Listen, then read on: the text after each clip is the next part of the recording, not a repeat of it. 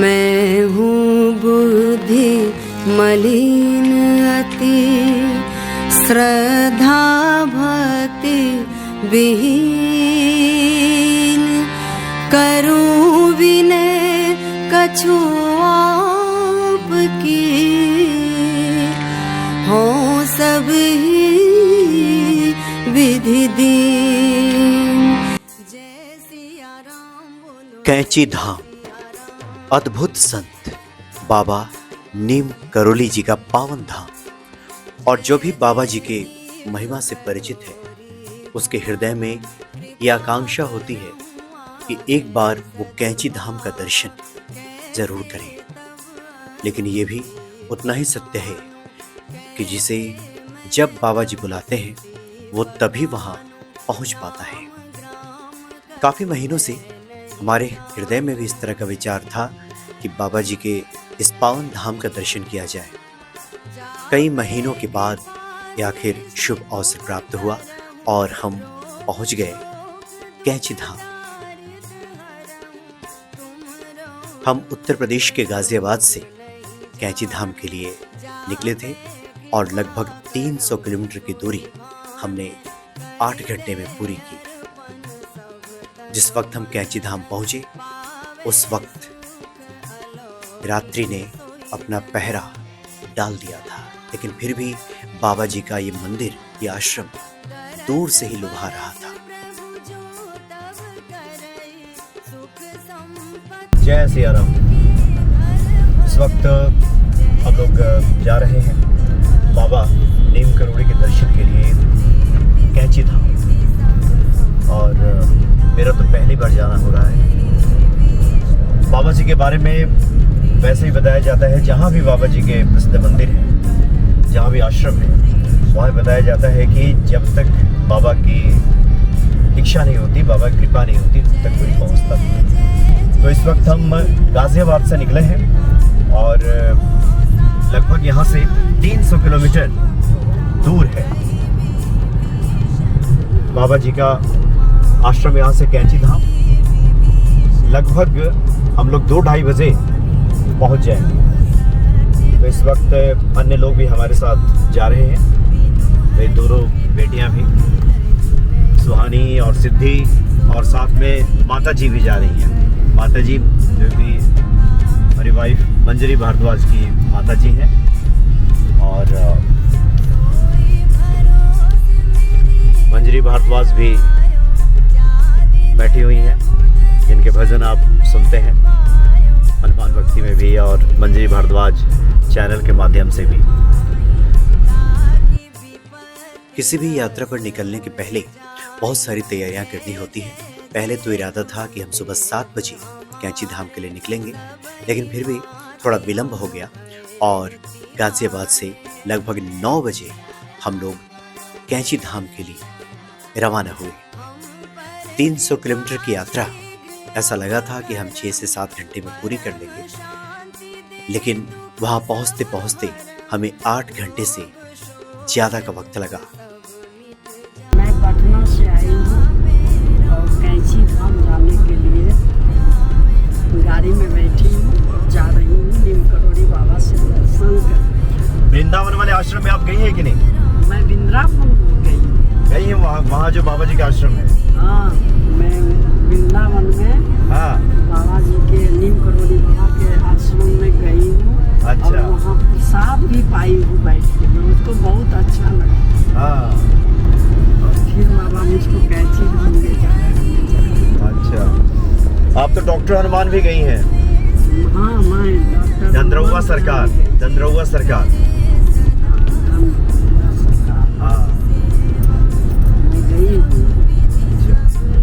मैं उज्जैन भी गई हूँ। उज्जैन भी गई हैं आप? हाँ। तो माता जी भी हम लोगों के साथ तीर्थाटन पे निकलती रहती हैं और जब भी आती हैं। मंजरी भारद्वाज हैं जिन्होंने बाबा नीम करोली का चालीसा गाया है आपने। तो ये चालीसा गाने की कैसे प्रेरणा आपके मन में जगी? जब मैं बिरला हनुमान मंदिर गई थी, हाँ, तो वहाँ बाबा जी मुझे चालीसा का किताब दिए अच्छा। तो उसी समय मेरे अंदर इच्छा हुई कि मैं चालीसा का धुन बना के गा देती। तो फिर मैं इसका दरबारी राग में धुन बनाई और इसको गाई। ये मुझे प्रेरणा वही से।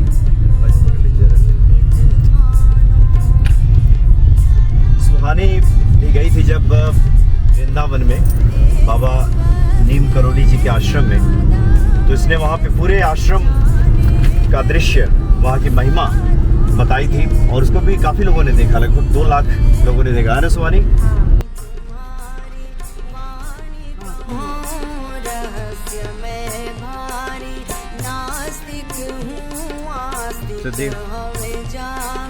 जब स्वामी चेतक दिखलावे,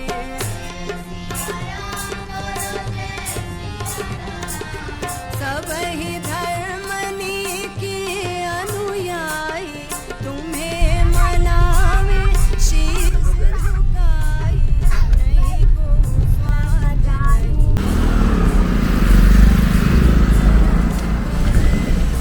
तो ये भी हम लोग यहाँ आए हैं भुट्टा खाने के लिए, क्योंकि अब माउंटेन का अलग ही मज़ा है भुट्टा खाने का माउंटेन पे।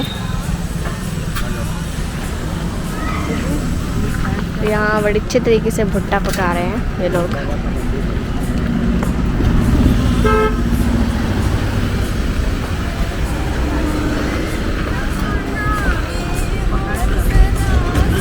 अब पाइन ट्रीज और फर ट्रीज वगैरह वगैरह दिखना चालू हो गए हैं, यानी ऐसा लग रहा है जैसे अब माउंटेन स्टार्ट हो चुका है। अरे हाँ,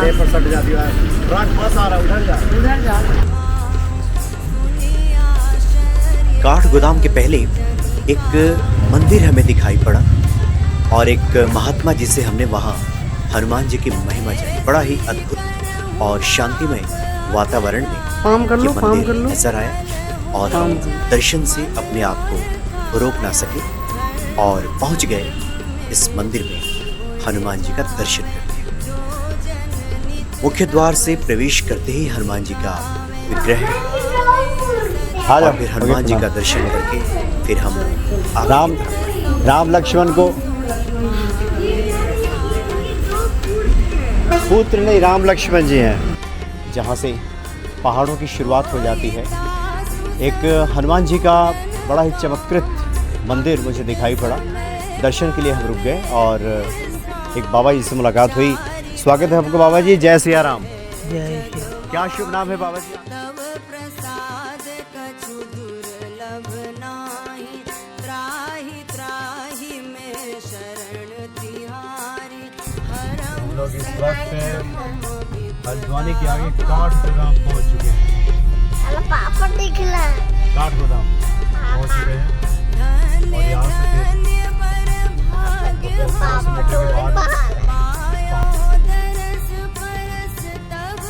काठ गोदाम से आगे बढ़ने के बाद रास्ता पहाड़ी हो जाता है और जिन लोगों को मैदानी इलाके में गाड़ी चलाने की आदत है उनके लिए ये बड़ा ही दुर्गम रास्ता जान पड़ता है।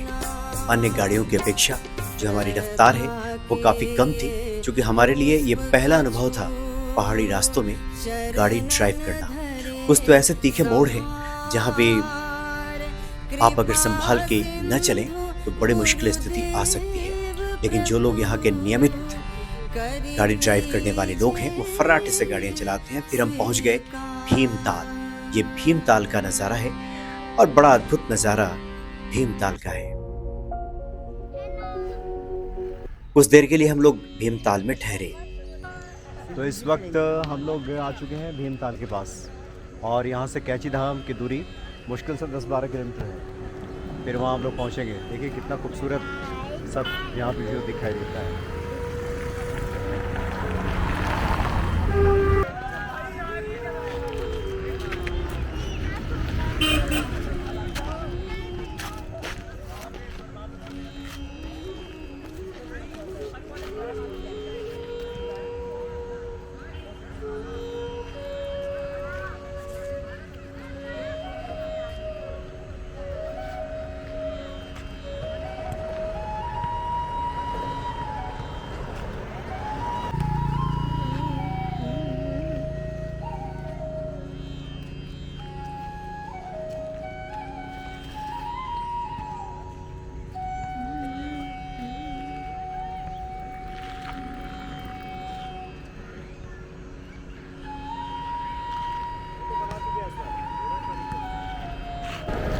लगभग अभी यहाँ से कैंची धाम 10 किलोमीटर दूर है और हम यहाँ पे रुक गए इसलिए क्योंकि यहाँ पे इतना सुंदर व्यू आ रहा था। तो हम कैसे यहाँ रुके, माउंटेन के ऊपर ऊपर एकदम साइज।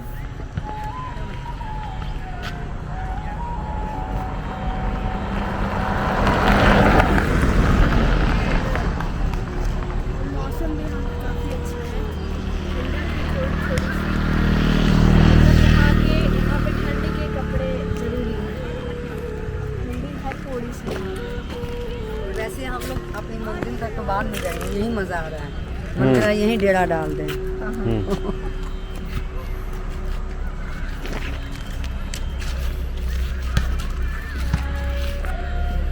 और सीधी रात्रि तो पहाड़ पे आके ठंडा पी रही है, ये कोक पेप्सी पी रही है, कोक हाँ क्या पी रही है सिद्धि, बताओ कोक पी रही है, कोका क्या कोला। पी रही हो? पहाड़ पे आके कोका पी रही है। क्या पहाड़- मौसम कैसा है सिद्धि? अच्छा है। सिद्धि बोली मन कर रहा है यहीं रह जाए, क्या बोली तू? हंस क्या रही हैं? सच में? आज तक वही रेस्टोरेंट देखे नहीं है। देखिए उसका पैसा देखो, खाना क्या नानी खिलाई थी। भीमताल के बाद लगभग 13 से 14 किलोमीटर और चलने के बाद बाबा नीम करोली जी का आश्रम है और लगभग 7 बजे हम बाबा जी के आश्रम पहुंचे और आवश्यक जो आवश्यकताएं होती हैं, गाड़ी पार्क करना, ये सब करते करते लगभग 7:30 से ज़्यादा का वक्त हो गया। लेकिन तब तक बाबा जी के मंदिर का पट बंद होने का समय हो गया था, क्योंकि 7:30 के बाद, आरती के बाद यहाँ का पट बंद हो जाता है। बाहर से ही हमने बाबा जी के इस पवित्र प्रांगण के बाहर से ही हमने दर्शन किया, प्रणाम किया और उसके बाद हम लोग वहाँ से निकले किसी ऐसी जगह की तलाश में जहाँ हम रात्रि बिता सकें। हालांकि दिल्ली के ही बाबा जी के भक्त ने पहले एक ऐसे व्यक्ति का पता दिया था जो बाबा जी के परम भक्त हैं। लगभग 10 साल का समय उन्होंने बाबा जी के साथ व्यतीत किया है। जगदीश चंद्र तिवारी जी। बाबा जी के इस पवित्र प्रांगण में दर्शन के बाद हम सीधे वहीं पहुंचे।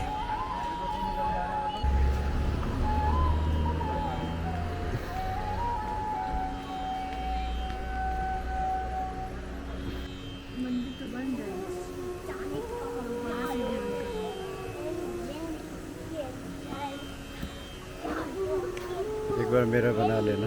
इधर की थी कंचन हाँ? थानी।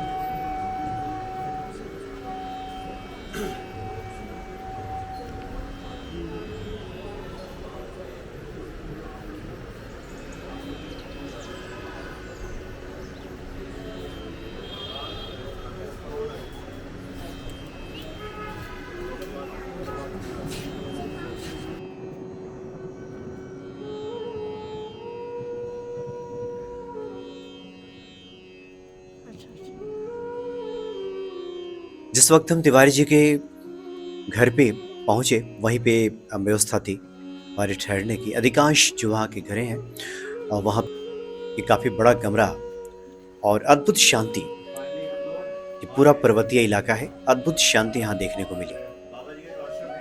आश्रम से मुश्किल से लगभग 1 किलोमीटर से भी कम ये स्थल है जहाँ पे हम लोग अभी यहाँ पे ठहरे हुए हैं। और जिनके यहाँ हम ठहरे हैं वो बाबा जी के भक्त हैं। 10 साल से ज़्यादा समय उन्होंने बाबा जी के साथ बिताया है और उनसे भी हम विस्तार से बाबा जी की महिमा जानेंगे।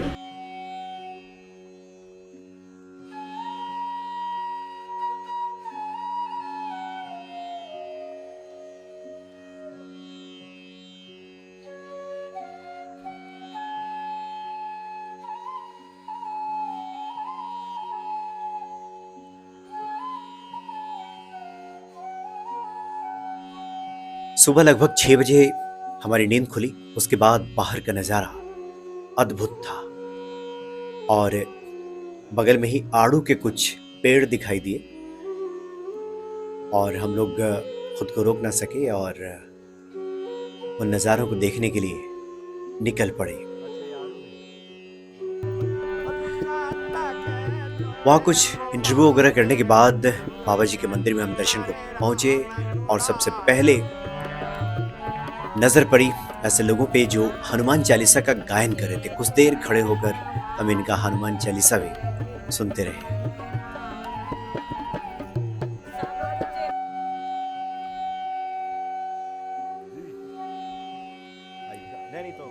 पुनः जब हम लौटे तो उसके बाद जगदीश तिवारी जी से बाबा जी की महिमा को लेकर काफी देर तक बातचीत होती रही। उन्होंने विस्तार से बताया कि बाबा जी से कैसे उनकी मुलाकात हुई, किस प्रकार से यहाँ के जो लोग कैंची धाम में रहने वाले लोग हैं, पहले गरीबी रेखा से नीचे जिनका जीवन बसर होता था, बाबा जी की कृपा से आज सभी समृद्ध हैं, खुशहाल हैं।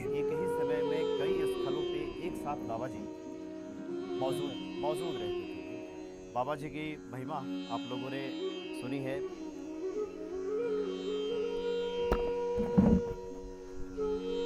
वहीं हमारी मुलाकात एक माता जी से हुई जो बाबा जी की सेवा में लगातार वहां तत्पर रहती थी और आज भी बाबा जी का जिक्र होते ही, बाबा जी का नाम सुनते ही उनकी आंखें नम हो जाती हैं। तो बड़ा अद्भुत दर्शन कैंची धाम का रहा।